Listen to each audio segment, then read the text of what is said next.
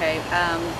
We provide 24/7 nursing care here at the Vigo County Jail. Nurse practitioners. We have mental health providers that come weekly. So it's very, very busy atmosphere. And tell us, I think many people are oblivious to the fact that a lot of these inmates are mentally ill. Talk about some of the experiences and some of the things you see because of these mentally ill patients. We have about 30% of the population in this jail who we consider mentally ill. And mental illness isn't a choice. I mean, these people do suffer. They commit crimes because sometimes, maybe they're not on the right medications. We have to take into consideration non-compliance. These people are adults, but outside these walls, they may not have somebody that tells them or reminds them to take their medication daily. So they do need to have compliance. This is a structured atmosphere, so when we start them on a new medication and they start feeling better, well, we're there to administer that every day. So we can pretty much make them well inside this jail, but when they leave, then that's, it just starts again because there's not anyone there to really see them every day with some of these special cases. We deal with attempted suicides in this jail. We work very well as a group to alert each other that, hey, this person's not stable today. We've got to either move them to a special cell or we put them on camera, 15-minute checks all day long. And we are constantly assessing their mental stability, physical stability. So we have several people that may be in that mind frame. It can be very, very challenging, and to find the right kind of combination of medication that fits.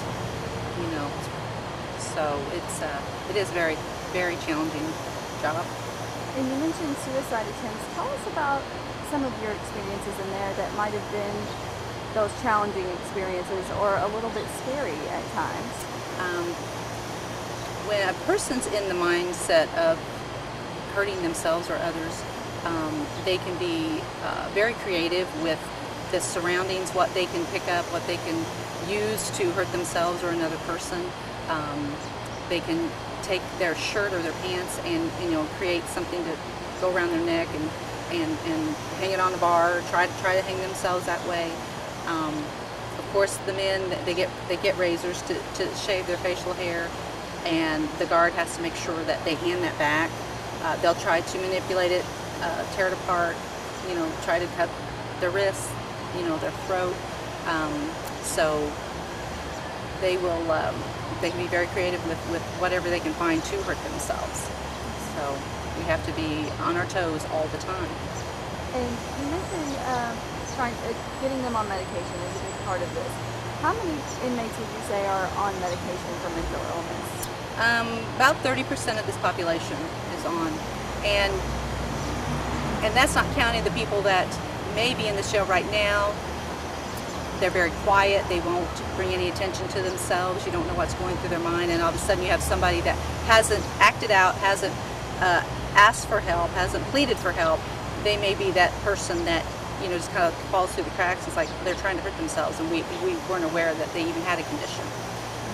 Because some people come in here, they've never even seen a doctor. So we have to start from square one. We always have them sign a release of information to get a diagnosis at some point in their life to put them back on maybe medications they were on a year ago. Maybe it's been 2 years since they've been on the medication. We have to start somewhere. They had gotten a diagnosis from one doctor, and maybe they're seeing a new one. We kind of jump through hoops to figure out who's taking care of them presently, or like I said, they may not have anybody. So, it's just kind of trial and error sometimes. And the medication, do you know how much that costs annually?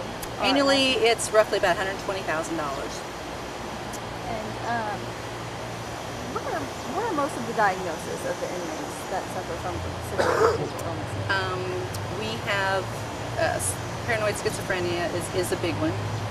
because they don't even trust healthcare workers. If they've been off their medication for a long time, we have to isolate them because they may be paranoid even the food tray that gets served to them. And so we have to bring in psychologists, bring in social workers. We all have to kind of team up and say, we are trying to help you, we're not going to hurt you, and get them to take medication till then they do become aware of their surroundings and that no one is trying to hurt them, we're trying to help them. And like you said, you are trying to help them and you all do the best you can, but do you feel like it's not enough sometimes that they need to be in a rehabilitation center? Oh yes, there's a lot of times, we fear when these people get released from jail that the resources are just not there. And I don't have the answers because of course there's budget cuts all over the county. So we do collaborate with Hamilton Center. They have a lot of apartments, and they really try to find a home, find a fit for these people. So they work very hard together with the jail. And obviously you can't control budget cuts, and you simply have to do the job you're presented with. So what is your goal? My goal is to assess these people regularly to see if the medications that we have them on, they're working. I've had inmates that said, if I was on this medication a long time ago, I don't think I would have committed the crime that I did. Thank you for this, and I'm going to make sure that I stay on it when I get out of here.